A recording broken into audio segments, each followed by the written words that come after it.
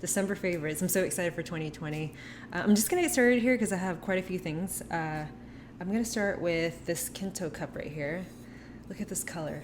Isn't it beautiful? I got this at a coffee shop because I go and get coffee every day.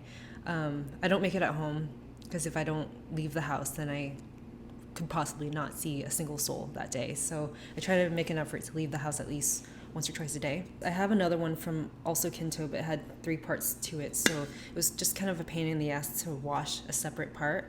So I got this one pretty recently. It keeps your hot coffee warm, and it has this top right here. It looks like an adult sippy cup, but because it's only 2 pieces, it makes it a lot easier to wash.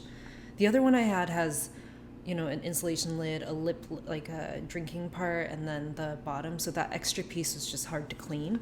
So I find myself reaching for this way more because it's just a lot easier to clean. I just washed it, that's why it's kind of foggy. I just wanted to share that with you, and I also love the color as well. A tote bag that I've been carrying around a lot lately is this one right here.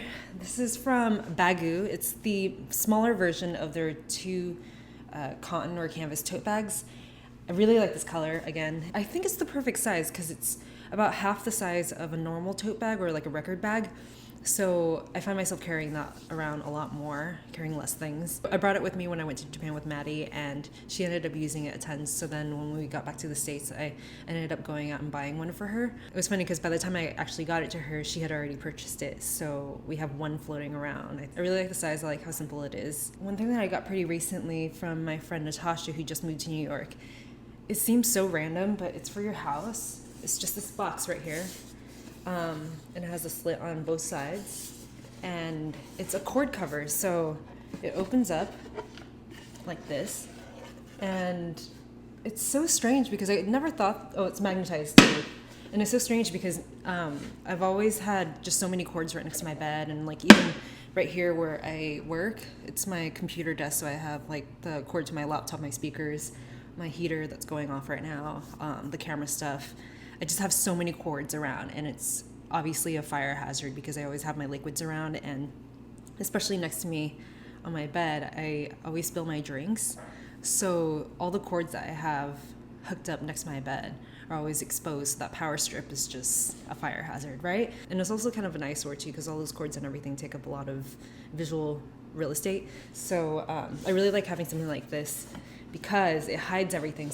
So I put a power strip inside, or maybe 2, or a power strip with 2 sides, and all the cords and everything just fit right in here. And if you have like an internet router and all that too, you can put it in here and then just close it, and hides everything away, and it just looks so like plain, so it keeps everything kind of neat looking. And because I'm so clumsy, whenever I spill water and such, it doesn't get all over the power strip and all that. Actually, so last month I talked about this ceramic cup that I really love from KMG, this girl Kristen from the ceramic studio that I used to go to.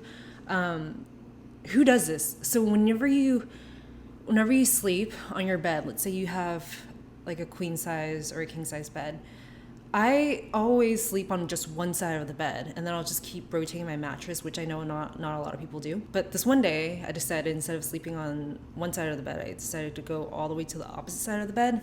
And in the middle of the night, I reached for my water glass to take a sip, obviously, and then when I reach for my nightstand, usually it's an arm's distance, right? So then I reached out an arm's distance and then dropped it. So dumb. And then it fell on the ground and just shattered into pieces.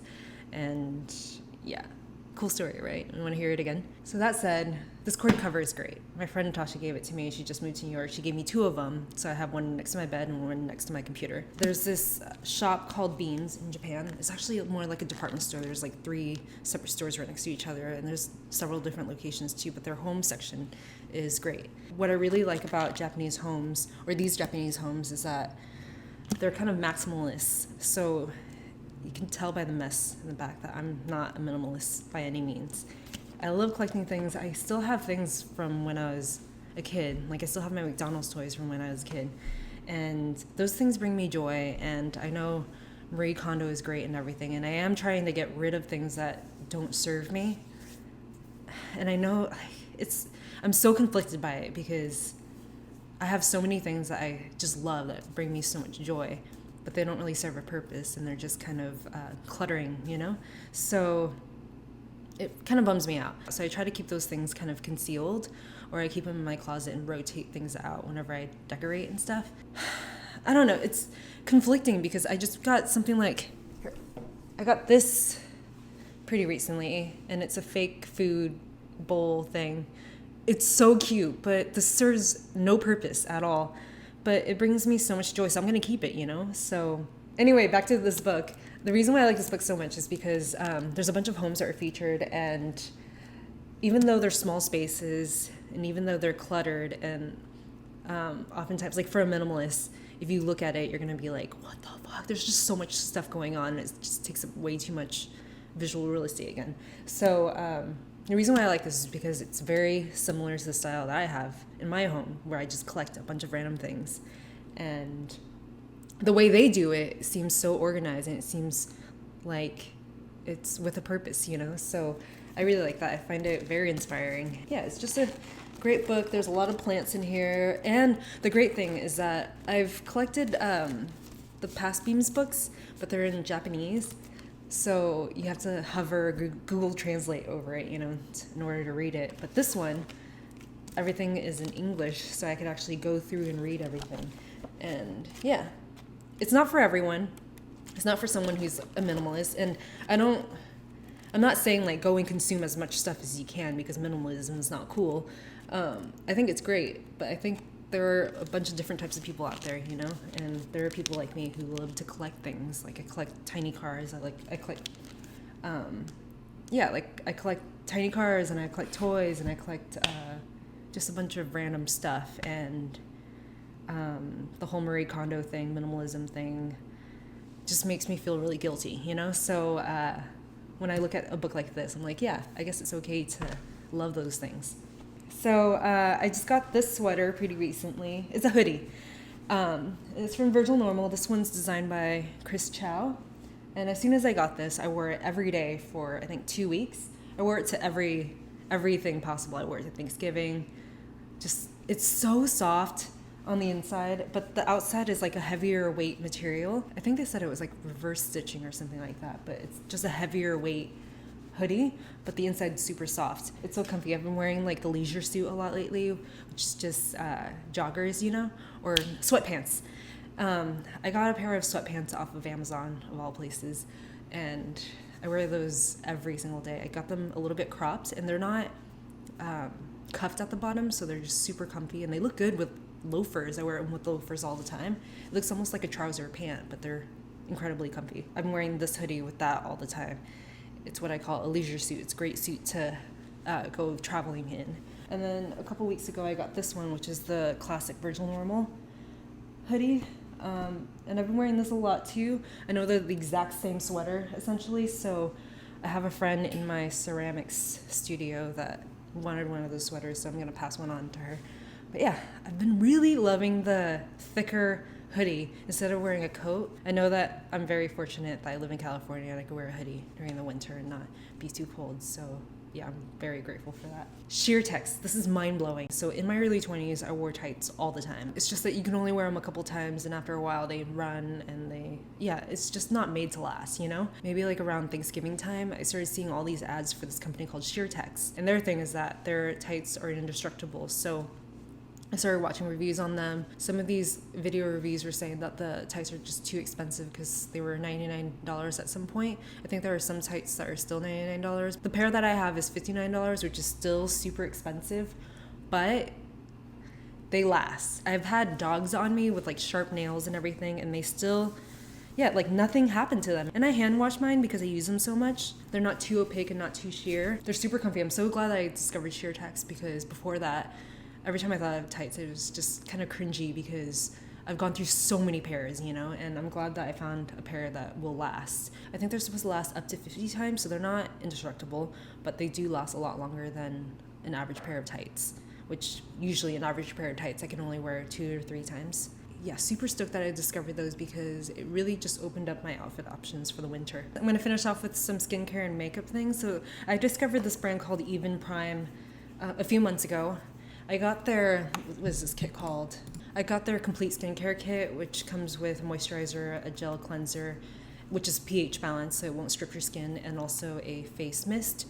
I'm currently going through so many face mists right now, so I don't really have anything to say about theirs, but their cleansing gel has been great. I've been reaching for this every day. It's incredibly effective, but also very gentle, so I've been loving this, and it doesn't strip my skin, especially during the winter when my skin's been so much more dry lately, so I usually gravitate towards an oil cleanser or something like that, but I found that this actually doesn't strip my skin too much, so I've been using this every day. What I really like about this brand is that their packaging is modeled after Cowboy Bebop, so it's super cool. It's just fun to reach for. It's not like an obvious beauty brand. These two things don't have a scent, so if you have sensitive skin or if you're sensitive to fragrance, definitely try this out. One thing that I've been using a lot lately, which I never thought that I would like for my lips. When I first got this is the Glossier Bubble Wrap.